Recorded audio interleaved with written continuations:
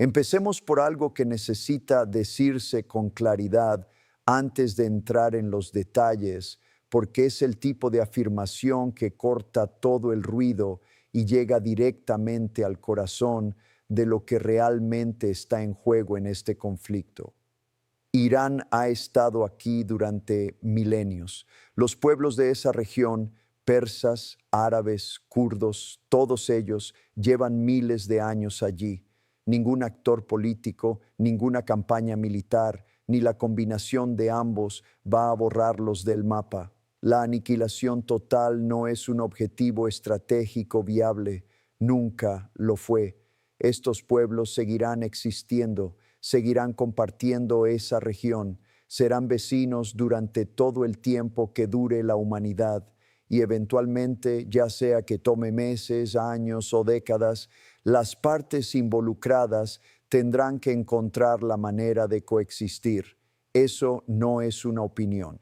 Eso es la geografía y la historia operando en una escala temporal que hace que cualquier administración política individual parezca temporal en comparación. Este encuadre importa enormemente para lo que estamos a punto de discutir, porque el país que acaba de decir públicamente esas palabras y actuar en consecuencia es Qatar, y las implicaciones de la decisión de Qatar son mucho más significativas de lo que la mayoría de la cobertura está reconociendo. Si quieres seguir desarrollos como este en tiempo real, con la profundidad y el contexto que merecen, suscríbete ahora mismo a From Report. Este es exactamente el tipo de historia para la que fuimos creados. Dale al botón de suscribirte, activa las notificaciones y comparte este video con cualquiera en tu red que esté prestando atención seria a lo que está ocurriendo en Oriente Medio. Vamos a establecer claramente qué es lo que acaba de suceder, porque el titular no captura completamente el peso de lo ocurrido. Qatar ha anunciado oficialmente su retirada del rol de mediador en el conflicto entre Estados Unidos, Israel e Irán. El gobierno qatarí lo comunicó de forma formal, no a través de canales extraoficiales ni con insinuaciones o sugerencias, sino mediante un comunicado diplomático oficial. Están fuera, no quieren seguir formando parte de esto, no quieren que Washington los arrastre más profundamente a un conflicto cuya dirección y consecuencias ya no respaldan. A simple vista, esto podría sonar como un ajuste diplomático rutinario, un pequeño estado del Golfo que decide retirarse de un complicado rol de mediación, pero interpretarlo de esa manera sería malentender profundamente lo que Qatar representaba en este conflicto y lo que su retirada significa realmente. Desde que comenzó la escalada entre Estados Unidos, Israel e Irán, Qatar era el único canal de comunicación funcional entre las dos partes, el único. Ni las Naciones Unidas, ni la Unión Europea, ni ninguno de los países del G7, solo Qatar. Doha era la ciudad por donde circulaban los mensajes entre Washington y Teherán. Los funcionarios qataríes tenían acceso directo a la dirigencia iraní, mantenían líneas abiertas con la Casa Blanca, ocupaban una posición de extraordinario poder de influencia diplomática. Al mismo tiempo, albergaban la base militar estadounidense más grande de todo Oriente Medio y servían como el principal conducto de Irán hacia el mundo occidental. Mantener ese equilibrio requería una habilidad extraordinaria, y Qatar lo había logrado contra todo pronóstico durante años.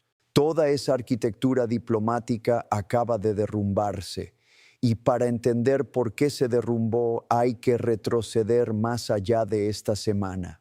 Lo que Qatar ha vivido durante el último año y medio es una lección sobre lo que ocurre cuando actúas como mediador de buena fe entre partes que no actúan de buena fe. Esto es lo que hay que entender sobre la dinámica que finalmente agotó la paciencia de Qatar. El año pasado Israel comunicó a través de los canales cataríes que estaba listo para negociar un acuerdo de paz con representantes palestinos. El mensaje fue claro: envíen a la delegación de Hamás a Qatar. Estamos preparados para firmar un acuerdo. Terminemos este conflicto mediante la negociación. Qatar, actuando en su rol de mediador honesto, facilitó exactamente eso. La delegación de Hamás viajó a Doha con la promesa de conversaciones de paz. Israel bombardeó la reunión, no el edificio antes o después de la reunión.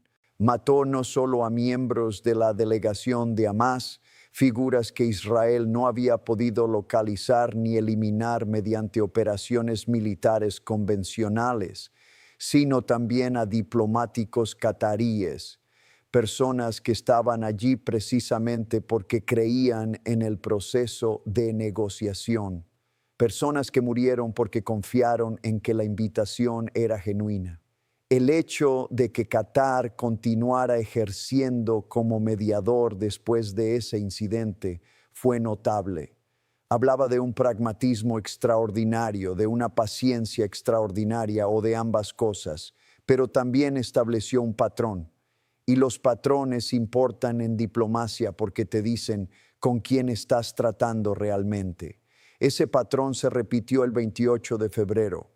El día antes de los ataques que mataron al líder supremo e iniciaron todo este conflicto, una delegación iraní se encontraba en Omán, reunida con representantes estadounidenses. Según múltiples fuentes, habían aceptado prácticamente todo lo que Washington había exigido como condiciones previas para un acuerdo de paz.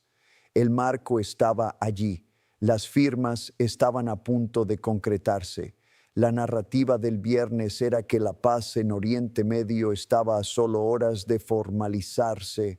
A la mañana siguiente cayeron las bombas, mataron al líder supremo, bombardearon una escuela primaria, matando a 175 niñas iraníes, y el marco de paz que supuestamente estaba a horas de completarse se reveló como mínimo como una cobertura diplomática para una operación militar que ya estaba planificada y en marcha. Qatar observó todo esto desde dentro, como el país que había estado facilitando la comunicación, como el país cuyo rol de mediador honesto dependía completamente de que ambas partes creyeran que el proceso de mediación era genuino. Qatar fue utilizado y lo sabían. Por eso la retirada de Qatar no es simplemente un inconveniente diplomático para Washington, es un indictment fundamental sobre cómo Estados Unidos e Israel han conducido este conflicto. Lo que Qatar está diciendo en un lenguaje diplomático cuidadoso y medido es que el marco de esta guerra es uno en el que no pueden participar legítimamente. Cuando afirman que Irán ha estado en la región durante miles de años y no va a ninguna parte, no están haciendo una observación histórica, están haciendo una declaración política. Están diciendo que el objetivo que parece estar impulsando esta campaña militar, la idea de que Irán puede ser desmantelado, desestabilizado o transformado fundamentalmente mediante bombardeos aéreos, no es un objetivo realista, y que no van a seguir prestando su credibilidad a un proceso construido alrededor de un objetivo irrealista. Cuando dicen que la coexistencia es la única opción a largo plazo, están rechazando explícitamente la lógica de la guerra. Y cuando dicen que no quieren más involucramiento, están trazando una línea entre ellos y Washington que habría sido impensable incluso hace unos pocos meses.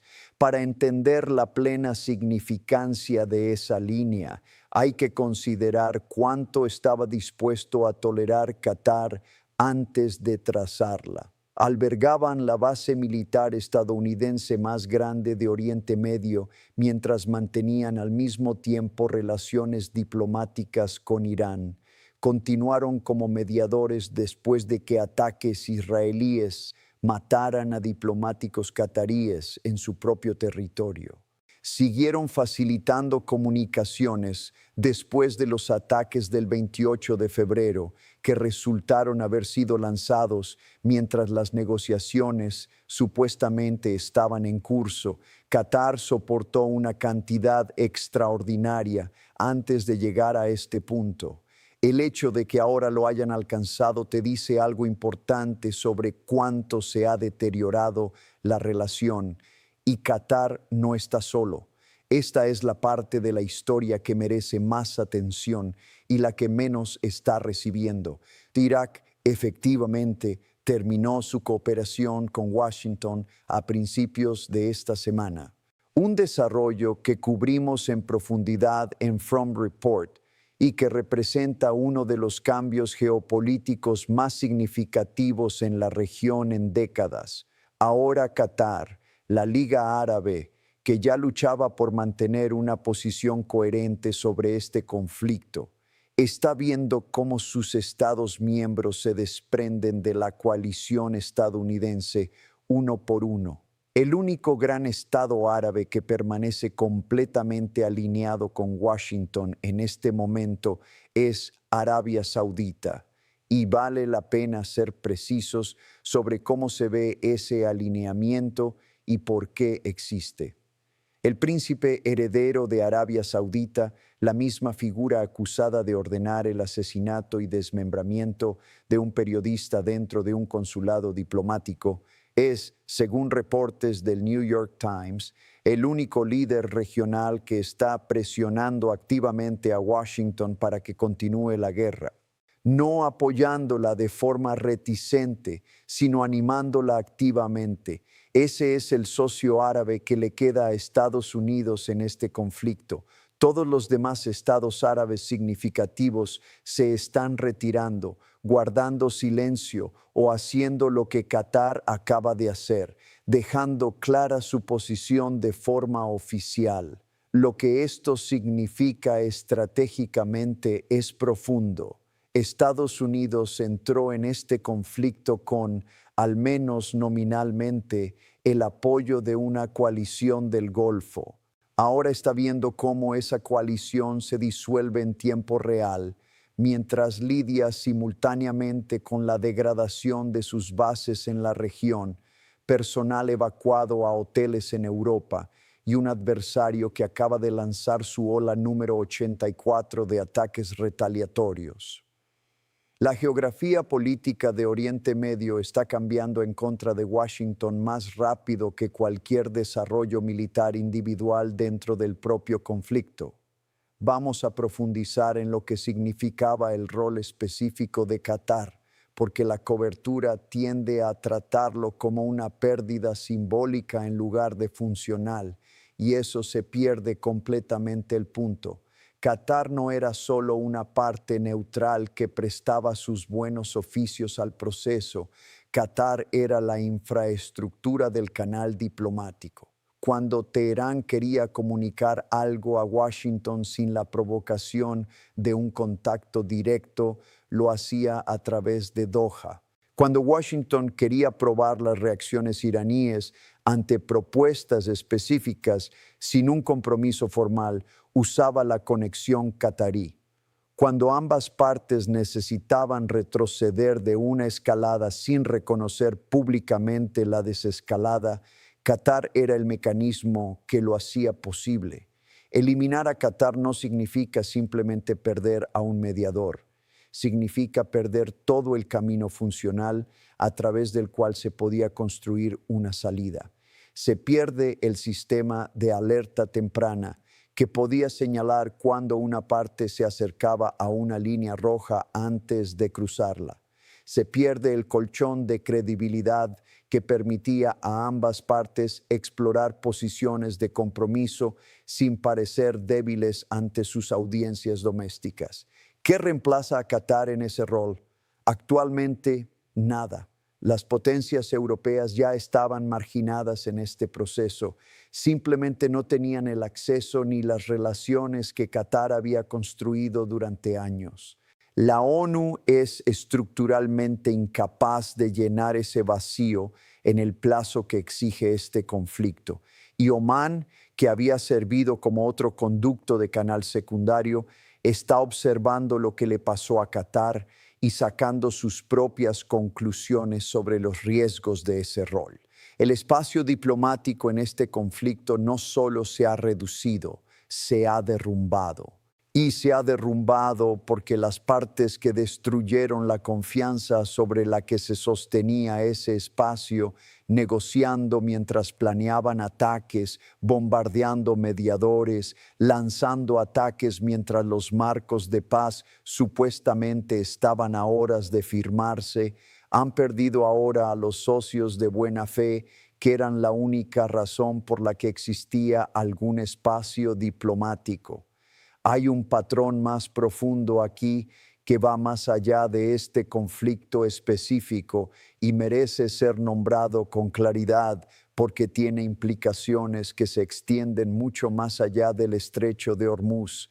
El modelo que se ha aplicado en este conflicto, invitar a la otra parte a negociar, usar la negociación para recopilar inteligencia y bajar sus defensas y luego atacar, no es un invento nuevo. Tiene una historia en esta región que los actores regionales conocen íntimamente. La delegación de Hamas en Qatar el año pasado, la delegación iraní en Omán el 27 de febrero, ambas siguieron el mismo patrón, ambas produjeron el mismo resultado. Ambas dejaron a las partes facilitadoras cargando con las consecuencias. Lo que este modelo destruye no es solo un proceso diplomático específico, destruye la credibilidad de la diplomacia estadounidense en toda la región durante años. Porque cada gobierno en Oriente Medio que está observando esto, y todos lo están observando, ahora está haciendo el mismo cálculo. Si aceptamos mediar, facilitar o participar en un proceso diplomático liderado por Estados Unidos, ¿qué garantía tenemos de que el proceso sea genuino? ¿Qué seguridad existe de que la invitación a negociar no sea en sí misma un mecanismo de targeting?